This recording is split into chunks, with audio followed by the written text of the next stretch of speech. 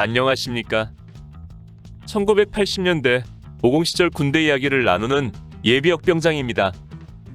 오늘도 저의 옛날 군대 이야기와 함께 추억여행 떠나시지요. 여러분들의 관심과 사랑, 그리고 구독과 좋아요 부탁드리며 오늘 이야기를 시작합니다. 나는 대한민국 예비역병장이다. 제 1권 훈련병 시절 26번째 이야기 암기시험과 불침번.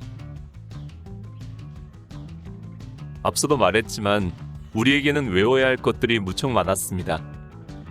그러나 이 모든 것들을 체계적으로 가르쳐주는 것이 아니라 그저 한번 읽어주는 수준에서 가르치는 것은 끝내고 그 다음부터는 무조건 외워야만 했습니다.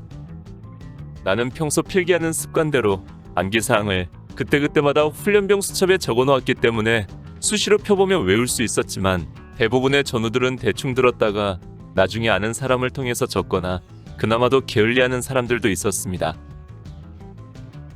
어디나 그렇듯이 여러 사람이 모인 단체에는 이러저러한 사람이 있기 마련입니다. 각자 능력이나 개성이 달라서 공부하거나 외우는 일에 좀 뒤처지거나 아무리 노력해도 머리가 따라주지 않는 사람도 있게 마련입니다.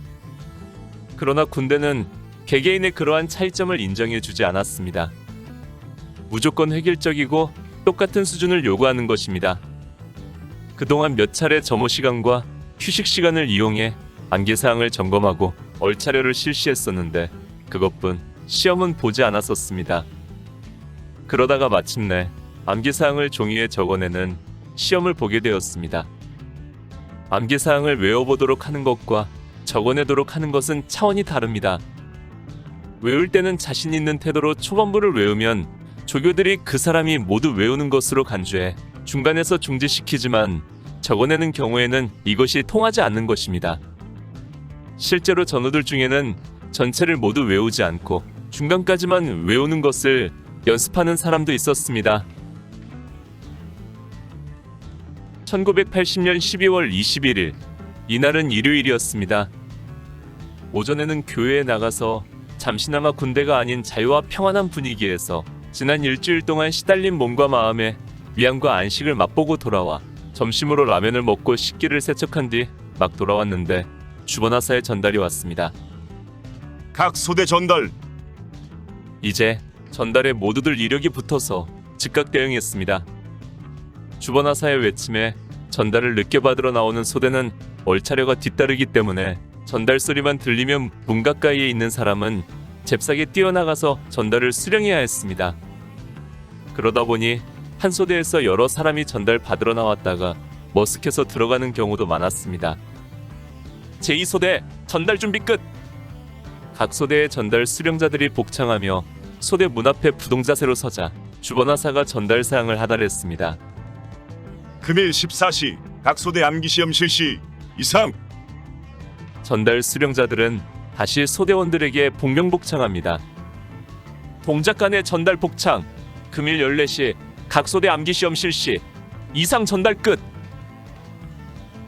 오후 2시 메모반장이 백지를 들고 와서 각자에게 한 장씩 나눠주었습니다. 종이에는 아무것도 쓰여있지 않은 말 그대로 백지였습니다.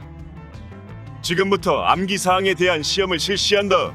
먼저 각자 받은 종이 위에 소속과 성명을 적고 지금부터 불러주는 암기사항을 적는다. 시험관 쓸데없는 짓을 하거나 컨닝하는 놈은 즉시 현찰 박치기가 들어간다. 알았나? 그런 말이 없어도 누가 감히 네모반장 앞에서 딴짓을 할 수 있겠는가. 시험은 곧 시작되었습니다. 시험은 네모반장이 불러주는 10가지의 암기사항을 종이에 적는 것이었습니다. 병의 책무, 군인 정신, 부동자세의 목적, 격리의 목적 등 비교적 쉬운 것이었습니다. 나는 그동안 불침번 시간을 통해서 거의 모든 암기사항을 외웠기 때문에 쉽게 쓸 수가 있었습니다. 시험은 1시간 정도 계속되었고 그 결과는 저녁 식사 후 휴식 시간에 발표되었습니다. 나는 다행히 모두 맞았지만 소대원 중 절반 이상이 70점 미만의 소위 암기 수준 미달자로 발표되었습니다. 그런데 문제는 그들에게 내려진 벌칙이 오늘부터 그들이 불침번을 서야 한다는 것입니다.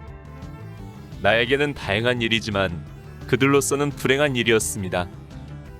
하루 8시간의 취침 시간 중 1시간을 일어나 불침번을 선다는 것이 생각처럼 쉬운 것은 아니기 때문입니다. 1시간에 2명씩 불침번을 서야 하므로 하룻밤에 16명의 인원이 필요합니다. 때문에 그동안 우리들은 대략 2-3일에 한 번씩 불침번을 써왔는데 이제부터 그들은 거의 매일 근무를 서게 된 것입니다. 이렇게 3일이 지난 12월 24일 연속으로 3일 동안 불침번 근무를 한 이들이 반발했습니다. 아무리 그래도 그렇지 암기 못했다고 언제까지 우리만 불침번을 세우느냐는 것이 그들의 주장이었습니다. 이들의 반발에 그동안 미안한 마음이 있던 소위 고득점자들이 양심적인 침묵으로 받아들였고 소대 서무병 정현주는 불침번 명단을 이중으로 만들었습니다. 즉 중대행정반에는 저수준자들의 명단을 제출하고 소대 내에서는 번호 순대로 명단을 작성한 것입니다. 그러나 이 같은 편법은 오래가지 않아 들통나고 말았습니다. 마침 내가 근무를 서고 있던 12월 25일 새벽 3시 10분 잠도 없는 주번사관이 순찰을 돌다가 자기가 가져온 중대본부의 불침번 명단과 내 이름표를 확인하고는 상황을 파악한 것입니다. 즉시로 소대 서무병은 불려나왔고 중대본부 앞복도로 불려나가 몇 번의 현찰박치기를 당한 뒤에 1시간 동안 소총 가늠쇠 구멍에 새끼손가락을 끼우고 앞으로 나란히 자세로 기합을 받았습니다. 이 일이 있고 난 후로 그 누구도 불침번에 대해 이의를 달지 못했고 이 제도는 그 뒤로 우여곡절을 겪으면서 거의 훈련이 끝날 때까지 계속되었습니다. 중간중간에 시험을 계속 치러서 합격자가 늘어나다 보니 나중에는 한 사람이 2시간 혹은 3시간씩 불침번을 서기도 했습니다. 오늘 추억여행에 함께 해주셔서 감사합니다. 다음 이야기를 기대해주시고 구독과 좋아요 부탁드립니다.